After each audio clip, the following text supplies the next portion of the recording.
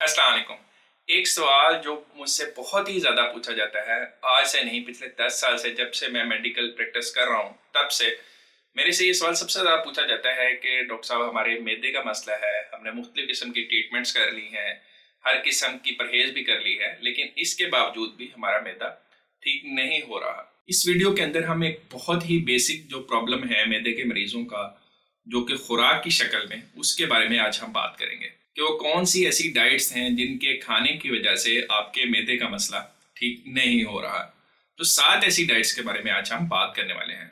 सबसे पहले तो ये बात है कि जो मैदे की तेजाबियत है वो क्यों होती है। हमारा जो मैदा है वो नेचुरली तेजाब प्रोड्यूस करता है। वो इसलिए कि हमारी खुराक के कुछ ऐसे कंटेंट्स होते हैं जिनको हजम करने के लिए तेजाब की ज़रूरत होती है। लेकिन अगर ये तेजाब ज़रूरत से ज़्यादा पैदा होता रहे तो उस वजह से आपको तेजाबियत का प्रॉब्लम हो सकता है। जब हम खुराक खाते हैं तो वो हमारे मुंह के ज़रिए से एक खुराक की नाली, जिसको एसोफेगस कहा जाता है, उसके ज़रिए से मैदे में चले जाती है। फिर इस एसोफेगस और जो हमारा मैदा है उसके जंक्शन के ऊपर एक स्फिंक्टर होता है जिसको लोअर एसोफिजियल स्फिंक्टर कहा जाता है। ये sphincter basically one way valve का काम करता है, यानी खुराक जब खुराक की नाली में से गुजर कर मैदे में चली जाती है तो ये स्फिंक्टर बंद हो जाता है और खुराक को वापस आने से रोकता है। लेकिन अगर आपके मैदे के अंदर बहुत ज्यादा तेजाब प्रोड्यूस हो रहा हो तो उसकी वजह से फिर ये स्फिंक्टर जो है वो लूज हो सकता है। तो फिर इसकी वजह से जो मैदे के कंटेंट्स हैं वो खुराक की नाली में आना शुरू हो जाते हैं, जिसकी वजह से फिर लोगों को मैदे की तेजाबियत की शिकायत होती है, जो कि मुख्तलिफ अलामात की शक्ल में जाहिर होती है। कुछ लोगों को मैदे में जलन, कुछ लोगों को सीने में जलन का सामना होता है, कुछ लोगों को खट्टे डकार आते रहते हैं, कुछ लोगों को ऐसे लगता है जैसे उनकी जो खुराक है वो उनकी खुराक की नाली में फंसी हुई है, कुछ लोग भूख की कमी की शिकायत करते हैं और कुछ लोगों को रात को सोते वक्त खांसी की शिकायत का सामना होता है। मैदे के मरीजों में रात को खांसी आने की वजह यह होती है कि जब वो खाना खाने के बाद लेटते हैं तो फिर उनकी खुराक के कुछ कंटेंट्स जो है वो वापस खुराक की नाली में आ जाते हैं और फिर इन कंटेंट्स में मौजूद तेजाब जो है वो गले के अंदर इरिटेशन करता है, उस वजह से उन्हें फिर बार बार खांसी होती है। अब बात करते हैं उन डाइट्स के बारे में जिनकी वजह से ज्यादातर लोगों के मैदे की तकलीफ ठीक नहीं हो रही होती। वो हर किस्म का ट्रीटमेंट भी करवा लेते हैं लेकिन फिर भी उनके मैदे की जो तेजाबियत है वो ठीक नहीं होती। उसमें टॉप ऑफ द लिस्ट है स्पाइसी फूड्स। जो लोग बहुत ज्यादा मुरगन ग़िज़ाएं खाना पसंद करते हैं, मिर्च मसालों वाले खाना पसंद करते हैं, तो ऐसे लोगों में मैदे की तकलीफ जो है वो लंबा अरसा रहती है। एक चीज जो मैंने नोटिस की है पाकिस्तान से बाहर आने के बाद, कि जो हमारे लोग हैं वो हर खाने के अंदर 3 किस्म की मिर्चें डालते हैं। सब्ज मिर्चें भी डालते हैं, सुर्ख मिर्चें तो बहुत ही ज्यादा डालते हैं, इसके अलावा काली मिर्च भी हल्की फुल्की जायके के तौर पर डाल लेते हैं। लेकिन मैंने जब बाहर आके ये देखा है कि ज्यादातर लोग जो है वो सुर्ख और काली मिर्च का इस्तेमाल बिल्कुल नहीं करते, सिर्फ सब्ज मिर्च के साथ ही खाना पकाते हैं। और सब्ज मिर्च भी वो वाली नहीं जो हमारे यहाँ यूज होती है कि बारीक हो, तीखी हो। यहाँ पे एक बड़ी एक सब्ज मिर्च आती है जो कि इतनी ज्यादा तुर्श भी नहीं होती, वो मिर्च इस्तेमाल की जाती है खाने के अंदर और उससे भी खाने का जो जायका होता है वो अच्छा खासा बन जाता है। इसलिए अगर आप अपने मैदे की तकलीफ से परेशान हैं तो आज से अपने खाने के अंदर सिर्फ कोई भी एक मिर्च का इस्तेमाल करें और वो भी उससे आधी क्वांटिटी के अंदर जो आप पहले इस्तेमाल कर रहे हैं। तो इससे बहुत सारे लोगों का जो मैदे का प्रॉब्लम है वो ठीक हो सकता है। दूसरे नंबर पे हमारे यहाँ चाय का बेदरेज इस्तेमाल किया जाता है।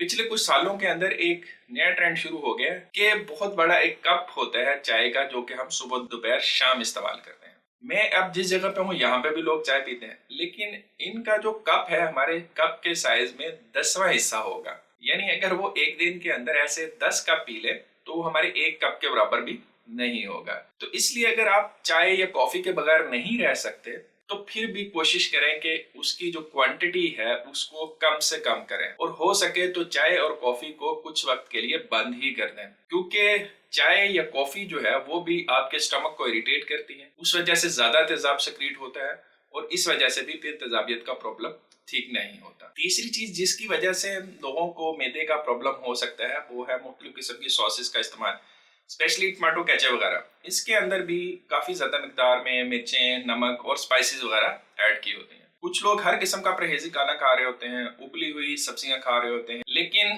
टेस्ट को ऐड करने के लिए वो इन चीजों को मुख्तलिफ सॉसेस के साथ या टमाटो केचप वगैरह के साथ इस्तेमाल कर रहे होते हैं।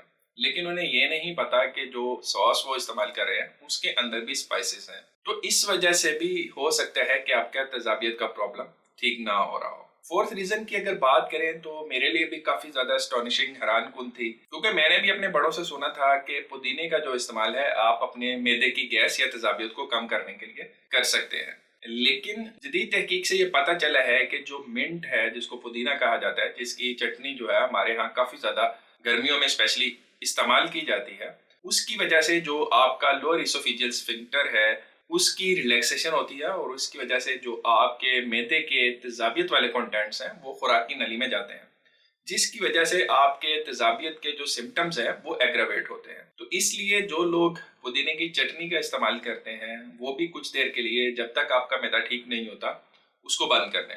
स्पेशली जो हमारी चटनी बनाई जाती है उसके अंदर सब्ज मिर्चें भी ऐड की जाती हैं, नमक वगैरह भी ऐड किया जाता है, तो इस वजह से भी फिर वो ज्यादा तेजाबियत का बायस बन सकती है। फिफ्थ नंबर पे अगर बात करें तो सिट्रस फ्रूट्स हैं, जैसे कि लेमन है या ऑरेंजेस वगैरह है, इनके अंदर सिट्रिक एसिड होता है।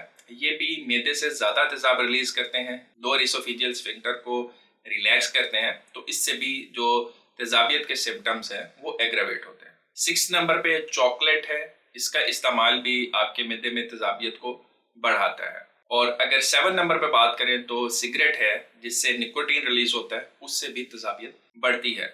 इसके अलावा भी और बहुत सारी खुराकें हैं जिनकी वजह से तेजाबियत बढ़ सकती है, लेकिन मैंने सिर्फ उन डाइट्स पे ज्यादा फोकस किया है जो कि हमारे कल्चर के अंदर ज्यादा कॉमन है। तो इसलिए आप जितना मर्जी ट्रीटमेंट कर लें, जितनी ज्यादा मेडिसिन खा लें, लेकिन अगर आप अपनी डाइट को ठीक नहीं करेंगे तो आपका तेजाबियत का मसला ठीक नहीं होगा। उम्मीद है ये वीडियो आपको इन्फॉर्मेटिव लगी होगी। अपना ख्याल रखिएगा। अल्लाह हाफिज।